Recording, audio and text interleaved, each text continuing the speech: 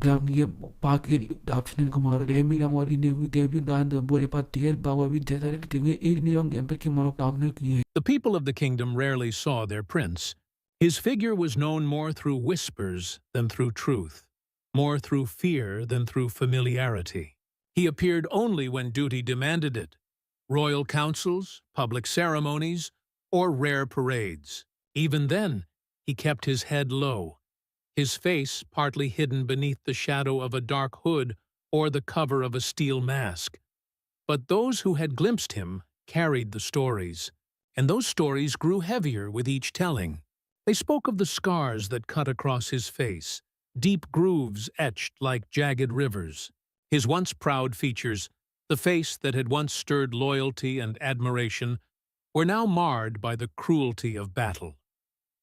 Years ago, he had been the kingdom's golden warrior. Young, fearless, and strong, he led men into battle against an enemy that threatened to destroy them all. Songs were sung of his bravery. Mothers blessed his name. Children dreamed of carrying his banner. Yet that glory ended in one night of fire and blood. The battle had been won, but the cost was carved into his very skin. Flames and steel had left their mark, stripping him of the beauty the people adored. He returned not as the shining warrior they remembered, but as something darker, an image that unsettled even the loyal. At first, there had been sympathy. Pity filled the eyes of courtiers and servants alike. But pity soon turned to unease. Murmurs began, low at first, then bolder. Some said he was cursed, chosen by fate to bear ugliness as punishment for pride. Others whispered that the gods had marked him, and that to look upon him for too long was to invite misfortune. Every word cut deeper than the scars themselves. The prince withdrew. Where once he rode through the villages, now he kept to the palace halls. Where once he laughed among his soldiers, now silence followed him. He had fought for them, bled for them, yet their stares became daggers, their whispers chains that bound him in solitude. The scars were not only on his face, they lived in his heart, shaping him into someone colder, sharper, harder. He trusted few, loved none, and carried himself with the weight of a man who had learned that admiration could turn to disgust in a single night. Still, he was not forgotten. The kingdom could not look away from its scarred prince. Some saw tragedy in him, a hero broken but not destroyed. They admired the strength it must take to live each day under such judgment. Others, however, let fear and cruelty poison their words. The Beast Prince, they called him in hushed tones. The cursed heir. The palace itself carried the tension. Servants bowed lower in his presence, not out of respect, but out of dread. Guards avoided meeting his eyes, as if his gaze could burn them as fire had burned him. Even the nobles, polished and proud, offered smiles that hid their discomfort. The prince learned to read it all. The shift of an eye, the stiffness of a neck, the tremor in a voice. And with each encounter, his heart grew more shielded. Yet behind that shield burned a storm. He longed to be seen for more than the jagged lines across his face. He longed for someone to remember the man he had been, the warrior, the leader, the son who had once carried his father's banner into battle. But hope was a fragile thing, and each passing year crushed it further beneath the weight of silence and scorn. So the prince became what they believed him to be, distant, brooding, untouchable, a shadow among his people, a figure both feared and pitied. The scarred prince lived in the heart of the kingdom, yet he walked as though alone in a land of strangers. And though no one dared to say it aloud, one question lingered in every whisper: what would happen if the scarred prince's heart finally broke? Far from the stone walls of the palace and the heavy air of court life, the village lived in a rhythm of its own. Fields stretched wide, the scent of bread filled the air at dawn, and children's laughter carried across narrow dirt paths. Among the villagers, was a girl whose spirit seemed too bright for the quiet life she was born into. Her name was whispered in the village with affection. She was young, sharp-eyed, and lively, with a smile that lit up even the dullest day.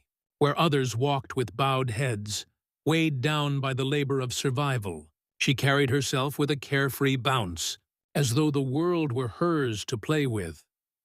She found joy in the smallest things, the flutter of birds scattering grain, the crooked hat of the old farmer at the market, the clumsy steps of a goat chasing its own tail.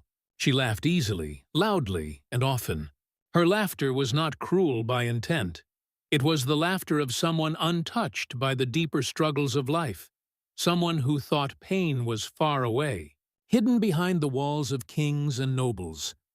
To her, the world was simple. Hard work fed the belly, jokes fed the soul, and dreams fed the heart. She dreamed often. When her hands were busy washing clothes at the river, her thoughts drifted toward a future brighter than her present. She dreamed of wearing fine dresses, walking through marble halls, maybe even catching the eye of someone important. The nobles, however, were nothing more than distant figures to her, creatures of silk and pride, who cared nothing for the common folk. She mocked them freely, calling them soft-handed and arrogant, laughing with her friends whenever travelers told tales of the royal family. To her, their problems were far away, their lives too polished to understand her own. It was this sharp tongue, paired with her careless joy, that would soon pull her into a storm she could not yet imagine. One afternoon, the village market buzzed with its usual life. Merchants shouted their prices, children darted between stalls, and women haggled over spices and cloth. The girl stood with her friends, laughter bubbling from her lips as they traded playful remarks. But then the crowd hushed. A royal carriage passed slowly along the dirt road, its wheels creaking under polished wood and golden trim. Soldiers rode alongside, their armor gleaming, their expressions stern. The villagers bowed or stepped aside in silence, showing the respect that power demanded. Curiosity lifted the girl's eyes. She saw the figure riding a black horse just behind the carriage.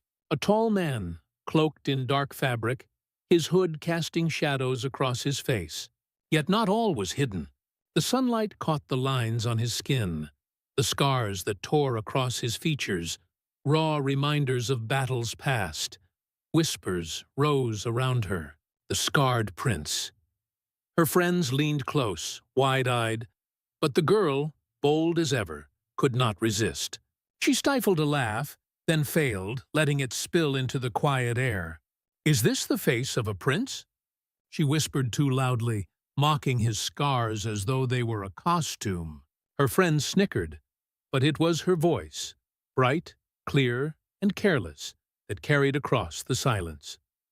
The prince's head turned, ever so slightly. His gaze met the crowd, and though his hood covered much, she felt the weight of his eyes pierce through. Her laughter faltered for a heartbeat, but pride lifted her chin. She told herself he could not have heard, that he would never notice a village girl among so many faces. Yet fate had already marked that moment. While she returned to her chatter and games, the scarred prince carried the sound of her laughter with him. It echoed not as playful or harmless, but as a blade cutting into wounds that had never healed. For her, it was just another careless day. For him, it was the spark that would soon set her world ablaze. The sound of her laughter lingered long after the prince had passed the village road. It was not the first time he had heard whispers, not the first time he had seen faces turn away in disgust or pity. But this was different. Whispers could be ignored. Pity could be endured. But laughter, sharp, mocking, careless, was a dagger driven straight into the heart. As his black horse carried him forward, his jaw tightened beneath the hood.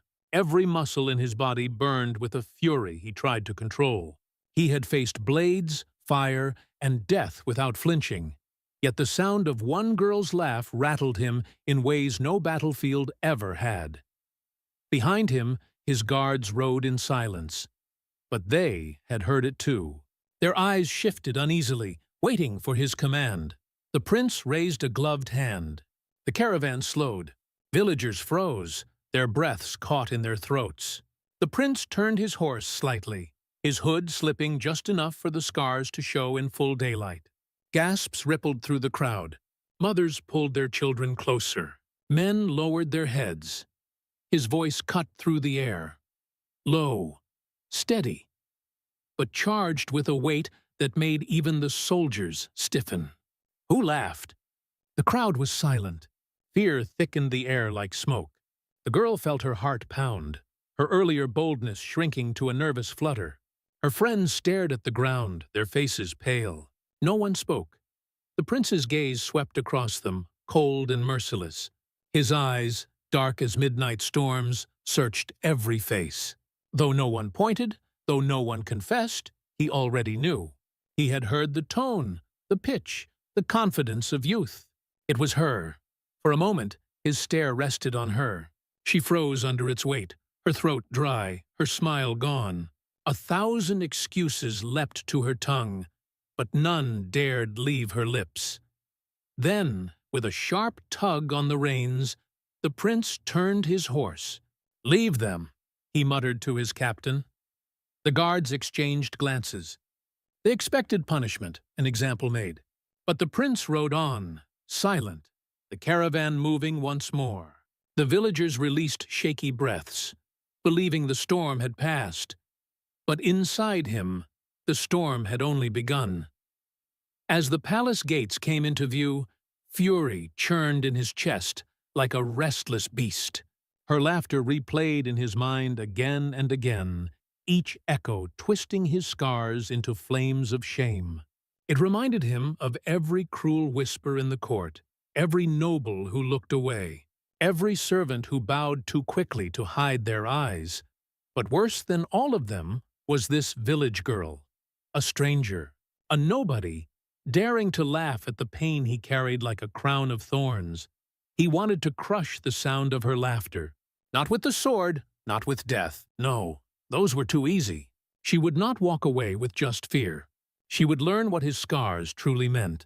She would taste the weight of humiliation as he had tasted it for years. That night, the palace echoed with the sound of his boots against marble floors. Servants fled before him, their heads bowed, while the guards stood straighter at his approach. He spoke few words, but those he gave were sharp and commanding. "Find her," he ordered his captain. "The girl from the market." The captain hesitated. "My lord, the villagers did not point her out." "We cannot be sure." The prince's eyes flashed with fire. "I am sure. Bring her to the palace. Tell them she is needed for service." The captain bowed and left without another word. The order would be carried out. As silence settled back into the chamber, the prince stood before the tall mirrors lining the walls.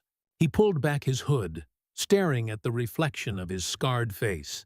The jagged marks stretched from temple to jaw, reminders of a fire that had nearly claimed his life. He pressed a gloved hand to the glass. Behind the scars, he remembered the boy he once was, the beloved warrior, the proud son.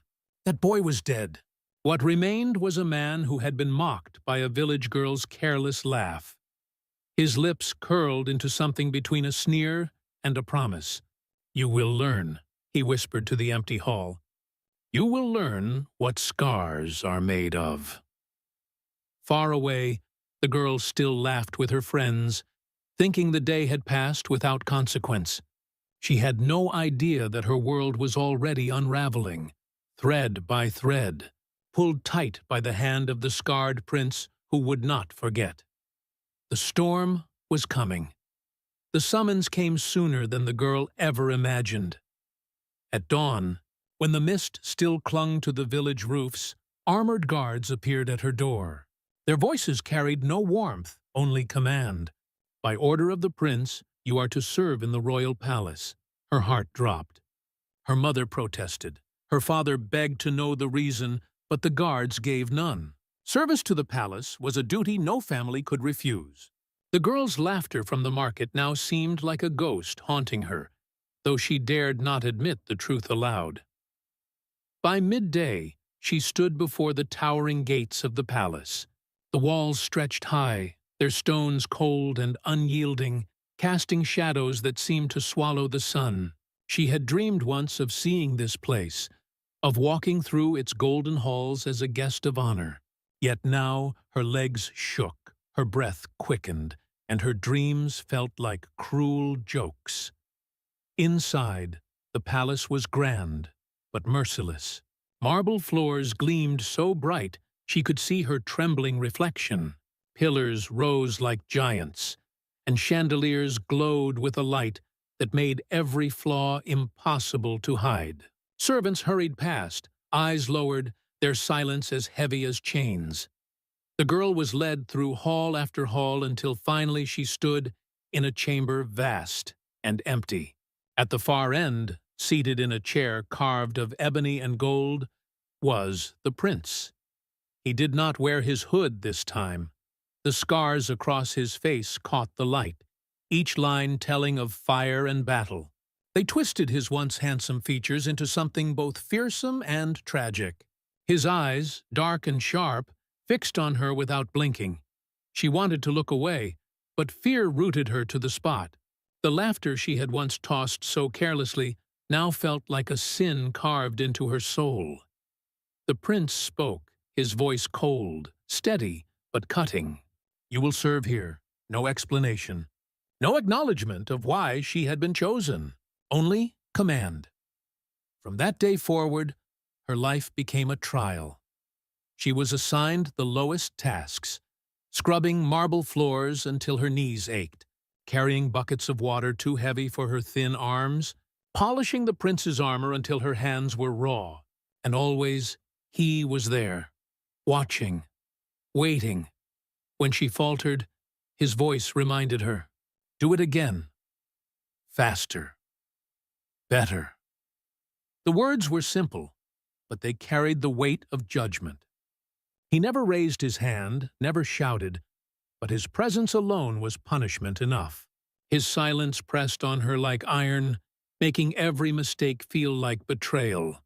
At times, he humiliated her with subtle cruelty.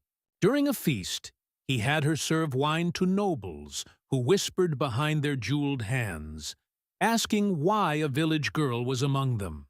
During training, he ordered her to polish the very weapons that had scarred him, forcing her to confront what she had mocked. Her spirit, once so full of laughter, bent beneath the pressure. She tried to hold on to her pride, to remind herself that she had done nothing truly wrong.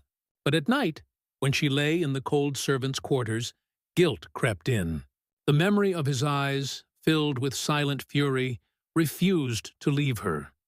Yet something deeper unsettled her. She began to notice things others did not.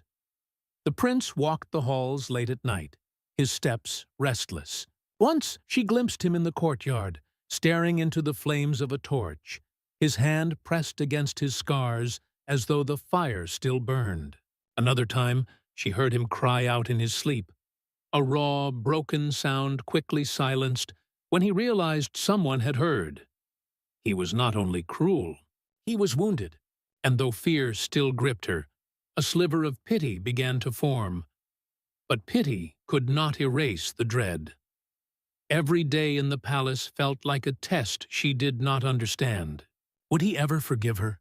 Would he crush her spirit until she begged for mercy? She could not tell.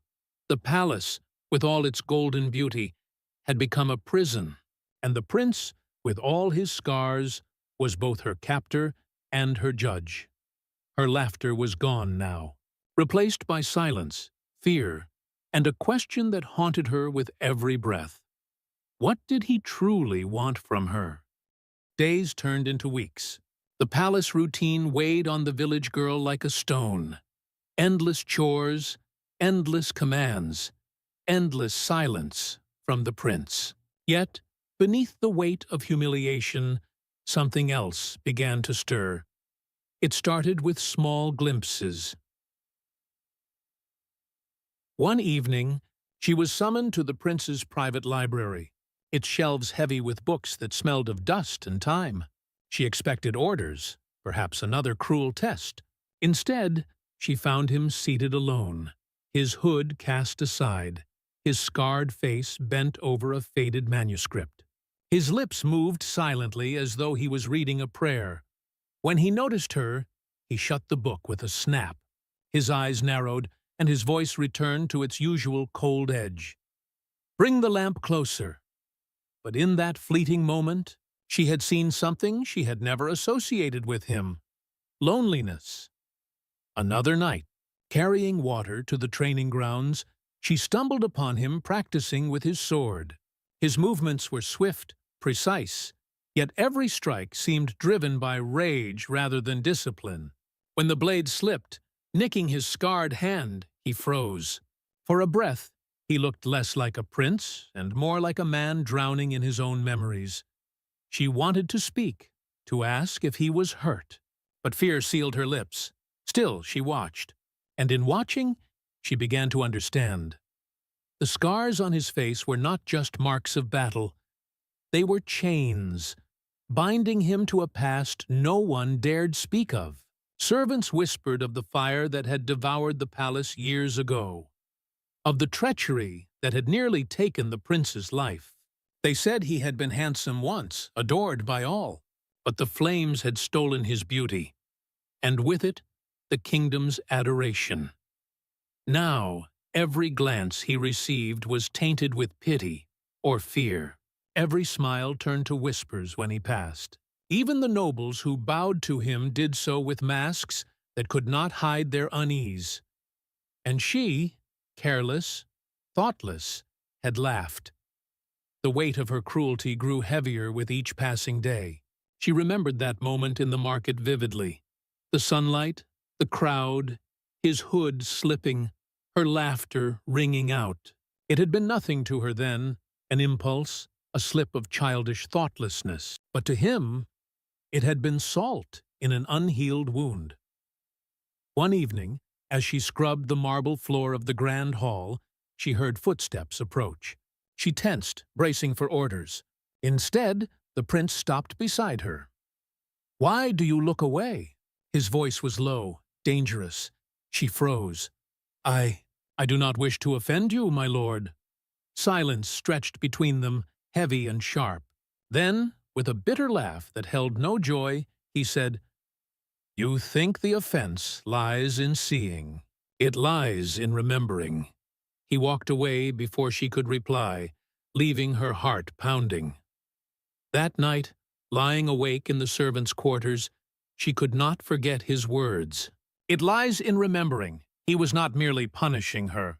He was punishing the world for refusing to forget what had been done to him. And yet, beneath his fury, she sensed something fragile. A man desperate for dignity in a life that had stripped it from him. Slowly, her fear began to shift. It did not vanish. He was still her master, still capable of cruelty. But pity crept in, softening the edges of her dread. She began to notice the ways his pain bled into silence, how his gaze lingered on tapestries depicting his ancestors, unscarred and regal, how he avoided mirrors, as though unable to face the reflection that had once brought him pride, how his scars tightened when he clenched his jaw, as if even his skin fought against him. For the first time, she prayed not for her own freedom, but for his peace. And yet, peace seemed impossible. For every glimpse of humanity, there was another flash of anger. For every shadow of loneliness, there was a wall of cruelty. He remained a storm she could neither flee nor soothe, but the truth had settled in her heart. Behind the prince's scars was not just fury. It was grief. And grief, she knew, could break a soul as surely as fire. For the first time, she wondered if her punishment was not meant to crush her, but to make her see. The palace had grown heavier with silence. For weeks, the girl had endured the weight of the prince's commands, his cold eyes following her, his punishments delivered in silence sharper than any blade. But silence, like glass, cannot hold forever. It shattered one night. The girl had been ordered to prepare the hall for a midnight council. Nobles were gathering, their voices low with intrigue, their eyes sharp with greed. She moved quickly, placing goblets, straightening banners, praying not to falter under their watchful gazes. But fate is cruel when fear guides the hands. As she poured wine into a golden chalice, her fingers trembled. The cup slipped, clattering to the floor, spilling red across the marble like blood. Gasps rose from the nobles. All turned their heads toward the throne, where the prince sat cloaked in shadow. His eyes burned when they met hers. "Again," he said, his voice low. She bent to retrieve the chalice, her hands shaking. But whispers rose from the nobles, cutting words, mocking tones. "Clumsy little peasant. Is this the prince's punishment? To humiliate himself with her presence? She laughs at scars, and he keeps her near. How fitting! Their words struck like stones. The girl's face burned. She dared not defend herself, dared not speak. But the prince heard them too. His jaw tightened, his scarred hands gripping the arms of his chair until his knuckles whitened. He rose, his cloak sweeping behind him, and the chamber fell silent. When he spoke, his voice thundered. "Out!" The nobles obeyed, though not without smirks and whispers trailing behind them. The doors shut, leaving only the girl and the prince in the vast, echoing hall. He descended the steps slowly, each stride deliberate. The girl knelt, pressing her forehead to the floor, her voice breaking. "Forgive me, my lord. I did not mean silence."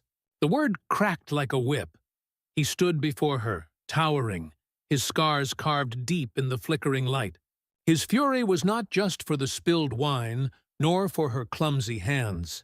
It was older, deeper, a storm long waiting to break. "You think this is about a chalice?" His voice trembled, not with weakness, but with rage held too long. "You think I summoned you here for your mistakes?" She lifted her gaze, terrified.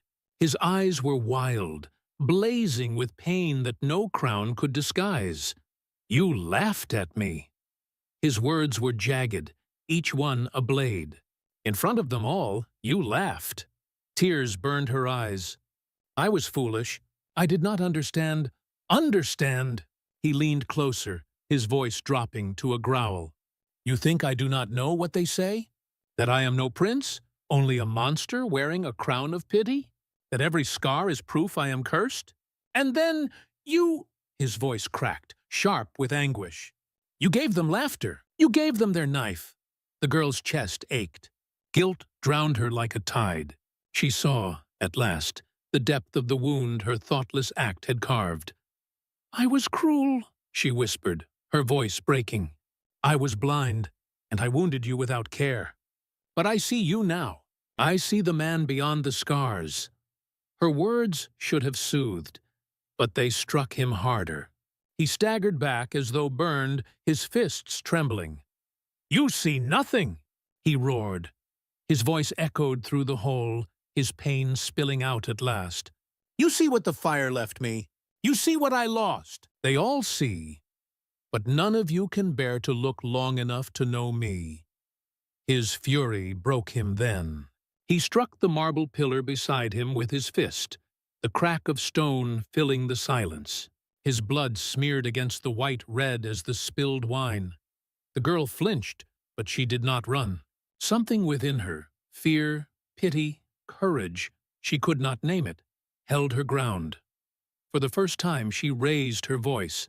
"You are not a monster." The words hung between them, trembling, fragile. The prince stared at her, chest heaving, scars burning red in the torchlight. His rage faltered, replaced by something raw, uncertain, almost broken. Neither spoke again. The silence returned, but it was no longer glass. It was fire, alive, consuming, waiting to decide if it would destroy or transform. The breaking point had come. and nothing between them would ever be the same. The hall was still.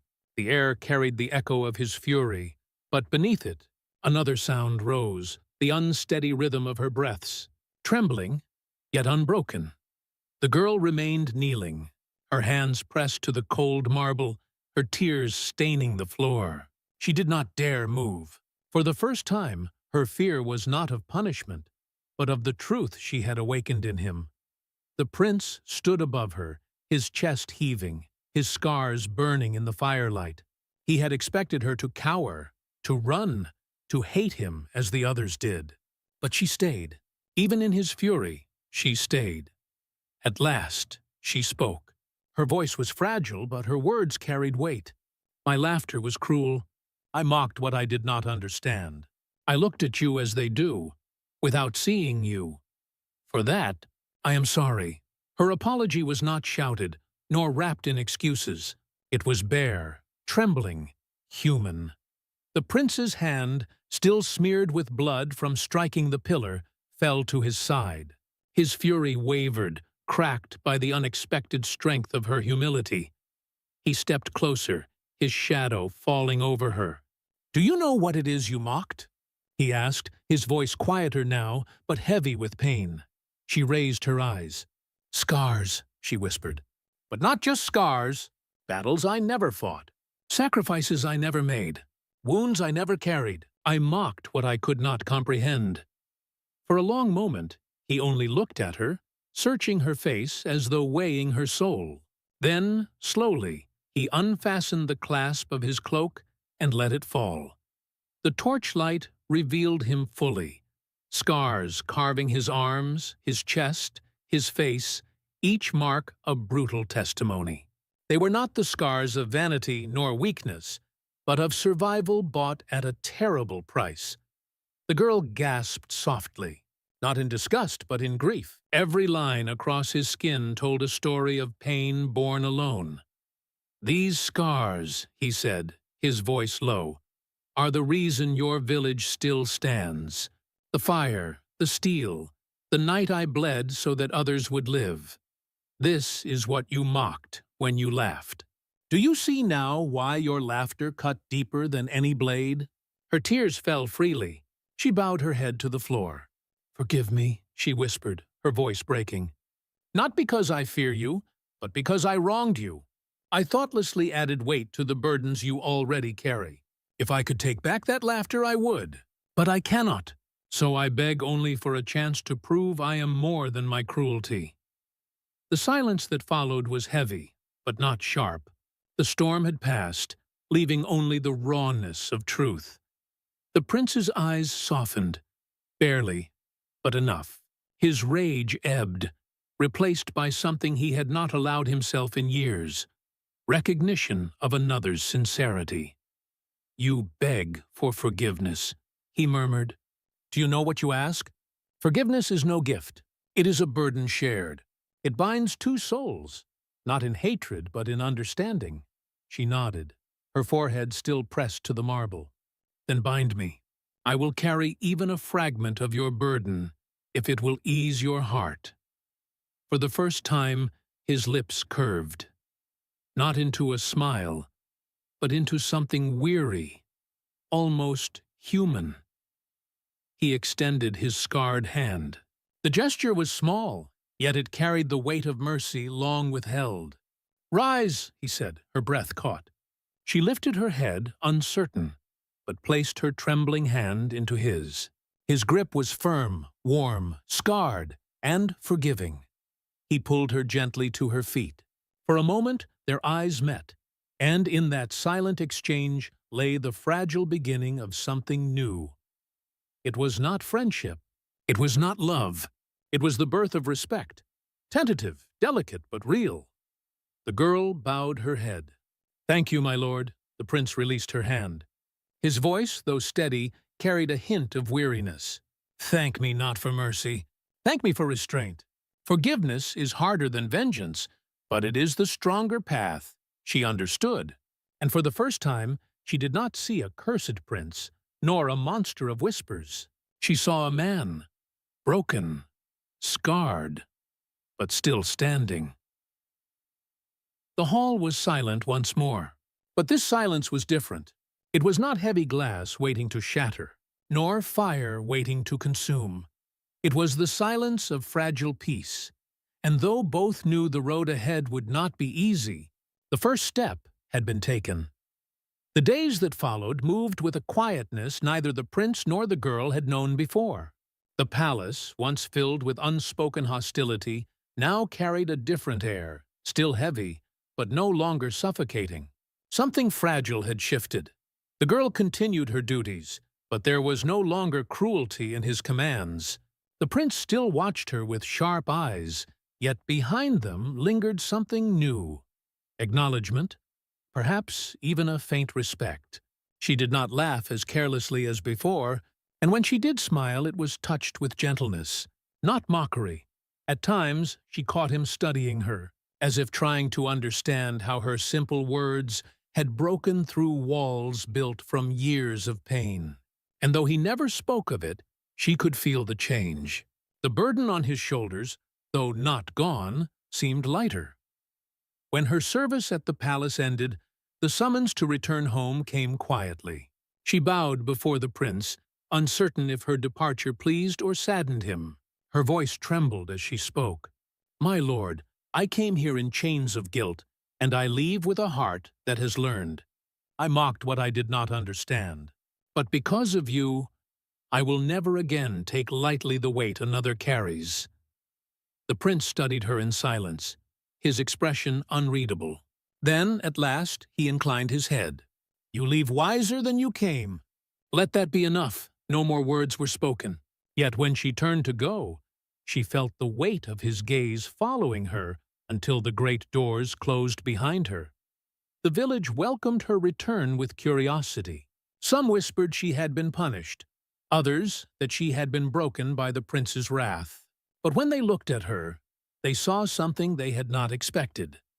She was not broken. She was changed. Her laughter was softer now, not the sharp, careless laughter that had once cut, but a sound touched with compassion. When children stumbled in play, she helped them up instead of mocking. When neighbors spoke harshly of others, she reminded them gently that every person carries unseen scars. The same girl who once laughed the loudest now spoke with wisdom beyond her years. And in the palace, the scarred prince began to walk among his people once more. His scars had not vanished, nor had the whispers entirely, but something in him had shifted. He did not hide as often behind his cloak, nor retreat from the world in silence. Some said the girl had tamed his anger. Others said she had reminded him of his humanity. Whatever the truth, the people slowly began to look upon him differently, not as a cursed figure, but as a man who bore his scars with dignity. One evening, as the sun bled across the horizon, painting the sky in fire and gold, the girl stood at the edge of her village fields. She thought of the prince, of his scars, his fury, and the night she saw his soul laid bare. She clasped her hands together and whispered a quiet prayer. May he find peace. May he carry his burdens without breaking. May he know he is more than his scars. And in the palace, the prince stood upon the balcony, gazing at the same sunset. The memory of her words lingered, not as a wound, but as a balm. For the first time in years, he allowed himself to breathe, not as a monster, not as a cursed figure, but as a man still worthy of forgiveness. Thus, the story closed not with romance, but with redemption. The village girl who once laughed at a prince's scars became the one who prayed for his strength, and the prince, who once sought vengeance, discovered that forgiveness was not weakness, but a power greater than wrath. Two souls, forever changed because of a single cruel laugh, transformed into a new beginning.